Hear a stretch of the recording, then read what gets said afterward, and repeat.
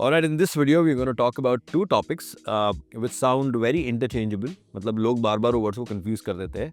Repositioning and rebranding. Repositioning की बात करते हैं. Repositioning means a brand wants to change its perception in the minds of the customer. I'll give you a very live example for this. Cadbury for a very long time was sold in India as a chocolate which people typically distributed or consumed around birthdays. And Cadbury realized they were missing on a very big market in India, and the market was of meetha, sweets. So they ran a campaign known as Kuch Meetha Ho Jaye, and the rest is history.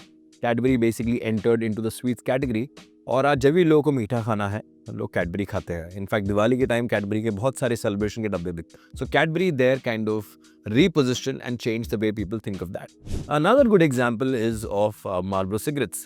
Did you know they were launched as cigarettes for women way back in 1940s, and their tagline was mild as May.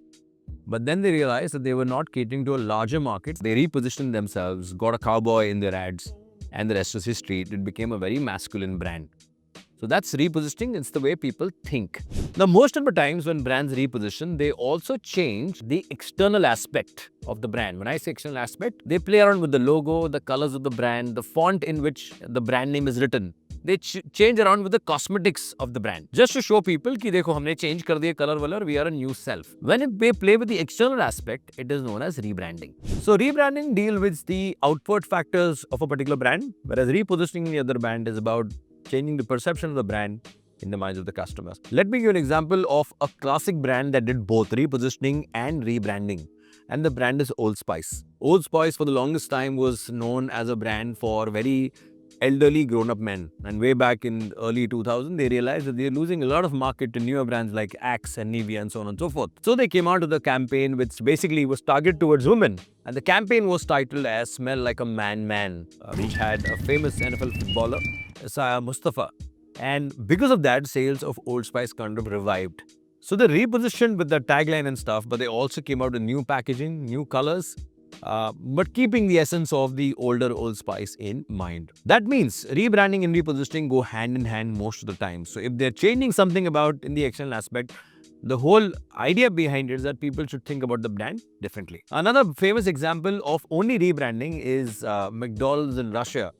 When McDonald's left Russia, the company that actually bought over the assets of McDonald's kind of rebranded McDonald's, and this is the logo of the new McDonald's in Russia now. Another famous example of only rebranding would be Pepsi over the years. They have been changing their logo every 15 to 20 years, with the most recent change focusing on their non-sugary drinks. Another example of rebranding is Nokia changing its logo, Fanta updating its logo. These are another rebranding exercises.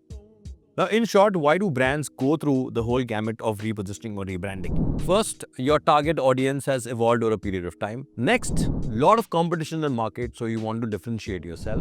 Number 3, competitors are offering better value. Number 4, sales are going downwards and you want to revive them. Number 5, the strategic direction of the company is changing. And ultimately, it gives a new promise to the customer about your particular brand. So in short, to summarize, repositioning again is about changing the perception of the brand in the market, whereas rebranding on the other hand is more of a cosmetic change, which is easier said than done.